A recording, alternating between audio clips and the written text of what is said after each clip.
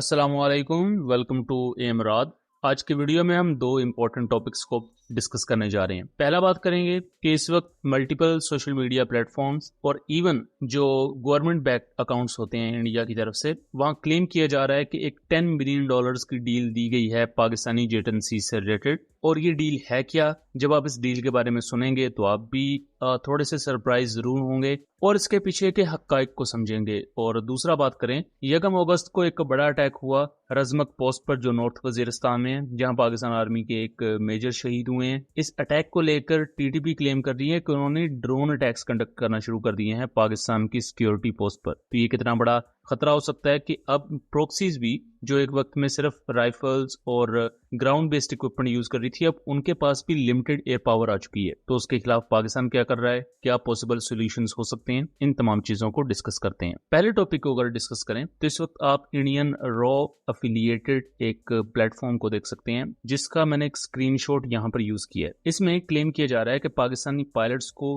$10 million की एक offer की गई है कि वो पाकिस्तान एयरफोर्स की जेट एंड सी को डिफेक्ट करवा दें। अब मतलब डिफेक्ट करवा के इंडिया ले जाएं, किसी और मुल्क में ले जाएं, ये आगे की चीज है। लेकिन इंडिया के जो स्टेट अफिलिएटेड चैनल्स हैं, स्टेट अफिलिएटेड प्लेटफॉर्म्स हैं, वो इस चीज को जोरों शोरों से प्रोलिफरेट कर रहे हैं और उनका नैरेटिव इस वक्त की है। जो एयरक्राफ्ट डिफेक्शन है, ये माजी में हो चुकी है, कई मुल्कों के साथ हो चुकी है। जैसा कि मैं एक बड़ी मिसाल दूं, 1966 में इसराइल ने एक MiG-21 एयरक्राफ्ट की इराकी एयरफोर्स का डिफेक्ट करवाया था। मुनीर रदफा पायलट का नाम था और इसे बेसिकली मोसाद ने अपने साथ मिलाया और इसको इतना इनेबल किया, एक पर्टिकुलर टाइम पर इसे फैसिलिटेट किया गया कि इसने इराकी एयर स्पेस को खैराबाद कहा अपने MiG-21 को जब ये फ्लाई कर रहा था एक ऑपरेशनल सोर्टी के दौरान। और 16 अगस्त 1966 को इसने ये एयरक्राफ्ट इसराइल में लैंड करवा दिया। इसराइल का प्राइमरी ऑब्जेक्टिव यह था कि वो इस MiG-21 को स्टडी करेंगे, और चूंकि मुस्लिम कंट्रीज के पास उस वक्त जो बेस्ट एयरक्राफ्ट था वो था MiG-21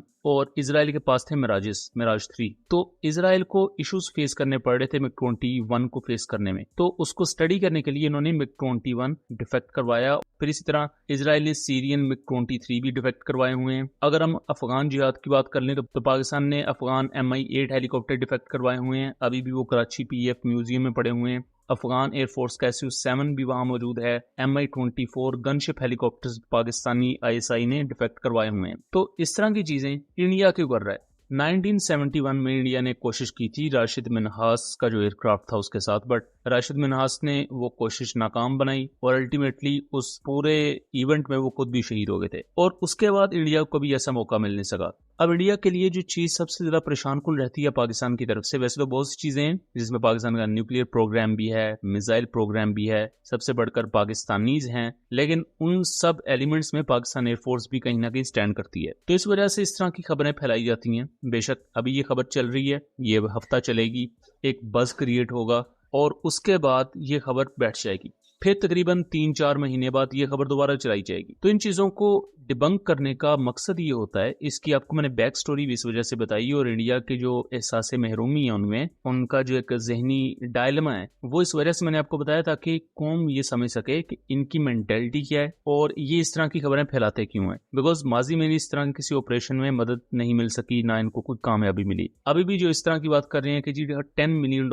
देंगे फिर जेट एंड सी डिफेक्ट कर जाएगा, शायद इन्हें पता नहीं है कि ग्राउंड इंटेलिजेंस नाम की भी कोई चीज एग्जिस्ट करती है। एक शख्स अपनी कंट्री के लिए लड़ रहा है, वो स्पिरिट एग्जिस्ट करती है। फिर एक पायलट की प्रोफेशनलिज्म एग्जिस्ट करती है, जो पाकिस्तानी पायलट्स की इंडियन पायलट्स की निस्बत बहुत ज्यादा है। तो ये तमाम चीजों के होते हुए ये चीजें इतनी ईजी नहीं होती जैसे कुछ चीज के एयरक्राफ्ट उठाया और डिफेक्ट कर दिया। वो बहुत एक्स्ट्राऑर्डिनरी इन्वायरमेंट बन जाते हैं किसी मुल्क में, तब इस तरह की सिचुएशन बनती है। और हम जानते हैं कि इसराइल और अरब कंट्रीज के दरमियान उस वक्त जंगें कंटिन्यूसली चल रही थी, तो वहां जैसे इसराइल को कोई मौका मिल रहा था उन्होंने ऑपरेशंस किए। बहरहाल इंडिया इन चीजों को इतना क्यों सेलिब्रेट कर रहा है? तो ये मोदी गवर्नमेंट की तरफ से या मोदी मीडिया की तरफ से एक दिया गया नया चूरन है, जिसकी प्रैक्टिकली तो कोई हकीकत नहीं है, बट ऑब्वियसली जो भक्त मंडली है वो इस थोड़ी सी खुश हो जाएगी। अब आ जाते हैं हम दूसरे टॉपिक पर। 1 अगस्त को पाकिस्तान आर्मी की एक पोस्ट पर एलिजेड अटैक होता है जो कि नॉर्थ वजीरिस्तान में मौजूद है, और इस पोस्ट का नाम है रजमक पोस्ट। टीटीपी क्लेम करती है कि उन्होंने एक ड्रोन अटैक कंडक्ट किया है और इस ड्रोन अटैक में पाकिस्तान आर्मी का एक मेजर और मल्टीपल सोल्जर्स शहीद हो चुके हैं। लेटर ऑन जब पाकिस्तान के ऑफिशियल सोर्सेस इस पूरे ऑपरेशन को तकरीबन 12 घंटे के बाद रिपोर्ट करते हैं तो पता ये लगता है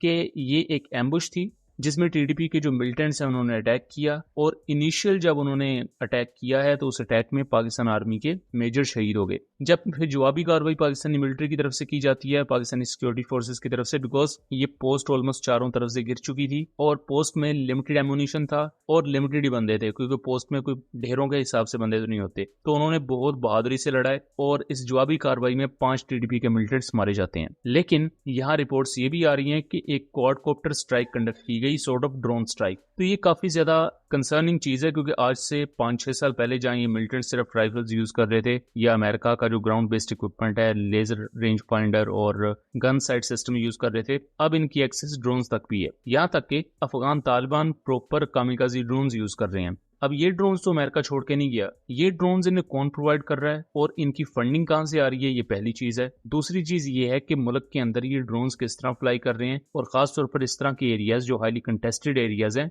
वहां एंटी ड्रोन नेटवर्क इंक्रीज करने की जरूरत है ताकि इस तरह के वाकयात ना हो सकें। अभी फिलहाल के लिए जो क्वाडकॉप्टर यूज किया गया ये सिर्फ जासूसी के लिए यूज किया गया था, इससे अटैक नहीं कंडक्ट किया गया। लेकिन टीटीपी क्लेम करती है कि उन्होंने इससे स्ट्राइक्स भी कंडक्ट की हैं। लेकिन एक मिलिटेंट ऑर्गेनाइजेशन टीटीपी जैसी वो ड्रोन्स को यूज कर रही है, और उसी की वजह से ग्राउंड स्टैंडिंग उनकी बेहतर है। उन्हें ये पता है कि अच्छा हमने किस जगह से कहां पर अटैक करना है। उसके मुकाबले में एक पोस्ट में बैठे कुछ सोल्जर्स बेचारे, जिनके पास सिर्फ G3 है, लिमिटेड एमुनिशन है और कुछ मोटर्स हैं, इसके बावजूद भी वो बहुत बहादुरी से लड़े, और कम रिसोर्सेज होने के बावजूद भी उन्होंने बहुत बहादुरी से इनका सामना भी किया और 5 टीटीपी के मिलिटेंट्स भी मारे। लेकिन जाहिर बात है गवर्नमेंट को, जहां चाहे वो सूबाई गवर्नमेंट हो या सेंट्रल गवर्नमेंट हो, उन्हें देखना पड़ेगा कि क्या नीड्स हैं उन एरिया में और किस तरह पाकिस्तान अपनी इस काउंटर टेररिज्म की कैंपेन को आगे लेकर चल सकता है। बिकॉज अगर जो यहाँ चीजें चाहिए वो वक्त पर आपको नहीं मिलती और जो आपको इंतजामात और लवाजमात चाहिए वो नहीं मिलेंगे, तो अल्टीमेटली फ्यूचर में आपको मजीद नुकसान उठाना पड़ सकता है, अनफॉर्चुनेटली। सो दोस्तों, ये था एक एनालिसिस। उम्मीद करता हूँ चीजें क्लियर रही होंगी। वीडियो पसंद आई हो तो इसे ज्यादा से ज्यादा शेयर कीजिएगा, ताकि इस तरह की मजीद इन्फॉर्मेटिव वीडियोस हम आपके लिए लेकर आ सकें। मिलेंगे अगली वीडियो में, तब तक के लिए अल्लाह हाफिज।